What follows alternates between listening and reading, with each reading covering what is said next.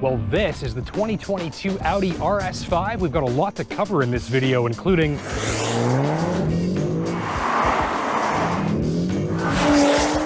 but for now, let's get some microphones set up.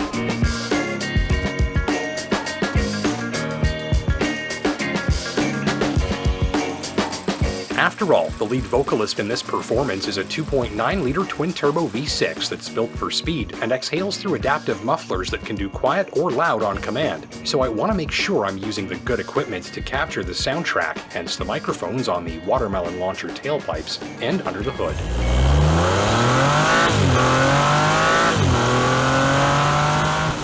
We'll also be hearing from this machine, the new C8, and doing a little comparison of these two very different machines that just so happen to cost about the same amount of money. More on all of that later. For now, let's meet our new friend. This RS5 Sportback is the latest four-door version of a car I've shown you before, typically in a two-door configuration, most recently a few years back in this gray color, and even further back this red 2013 RS5, complete with a 4.2-liter V8 that would spin to over 8,000 revs, from back when premium unleaded was on this side of $1.50 a liter.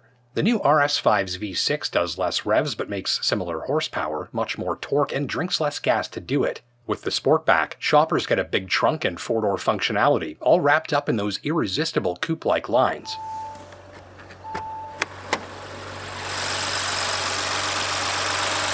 Pricing from the better part of 90,000 Canadian dollars gets you 444 horsepower, 442 pounds of torque, quattro all-wheel drive with rear sport differential, and an 8-speed automatic with electronic shifter and paddles on the steering wheel. This color is called Sonoma Green Metallic, and with optional add-ons including $11,000 worth of carbon fiber accents, and these knockout bronze wheels, courtesy of the bronze package, my tester clocks in around 112. Behind those wheels, it's performance brakes with cross-drilled rotors for consistent performance during severe use. The first thing I always do when I meet a new car for the first time is a roughly 4-hour highway drive from Toronto to Sudbury, Ontario, where I get to know the machine on the highway, and that's where I figure this RS5 does a lot of its best work.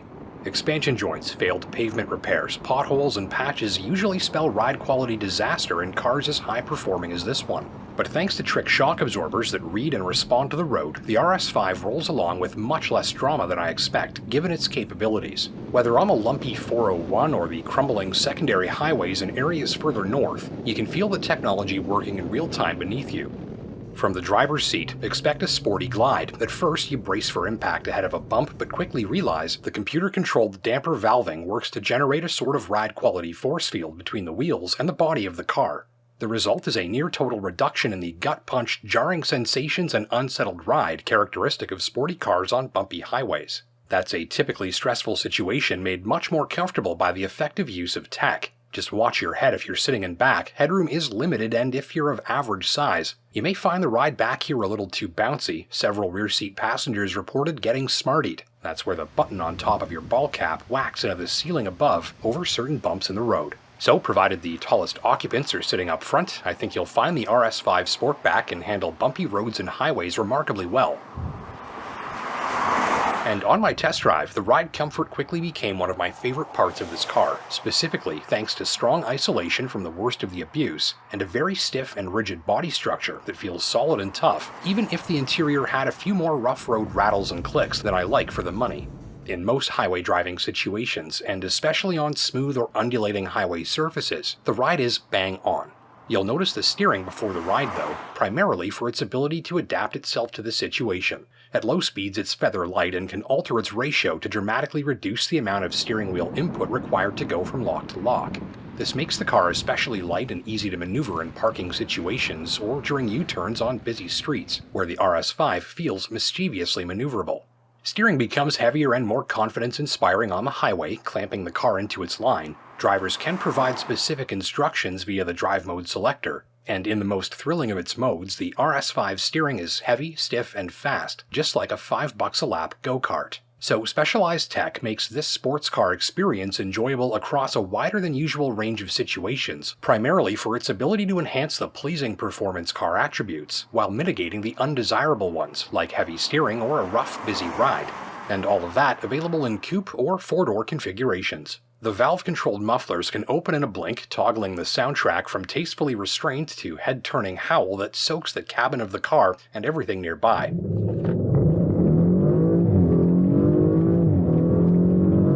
So highway cruising in comfort mode is laid back, relaxed, quiet, and peaceful.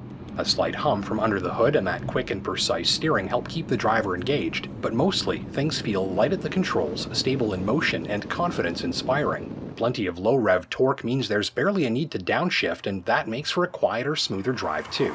Or choose dynamic mode. The exhaust is louder, the shocks keep the RS5's low-slung body in closer proximity to its wheels over bumps, and the ride changes from sporty touring car to something much more alive and engaging. There's more feedback from the road, the steering goes hard and heavy, and the RS5 responds much faster to inputs, the drive going from relaxed to athletic immediately and dramatically. A quick click on the gear shifter toggles between normal and sportier shift patterns, and the highly responsive paddle shifting is quick, obedient, and rewarding to use because of how responsive it is. Drivers can even select the handling feel they prefer, since the rear differential is also controlled by the selected drive mode. Now, many high-end performance cars have similar tricks, but in the RS5, the star of the experience is the strong character difference apparent in each mode. This car operates across a wide spectrum, and it's very good at what it does, regardless of where on that spectrum you'd like to drive. And there is one end of the spectrum that involves turning off the Bang & Olufsen stereo system and listening to some mechanical music.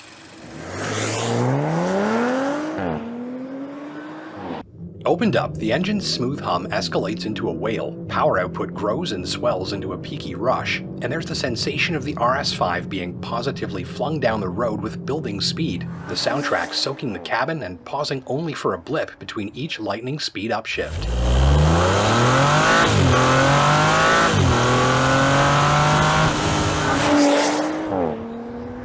It's a wonderful performance with a very satisfying soundtrack, even if I often wished for just a few extra revs out of that engine before redline. A few more RPM worth of enjoyment of that grin-inducing howl from the exhaust. Quattro makes for drama-free grip off the line, and you're good for 0 to 60 in less than 4 seconds, all in a machine that can go to track day, do a highway trip in a blizzard, and accommodate 4 adults looking to travel comfortably and with plenty of cargo space for their stuff.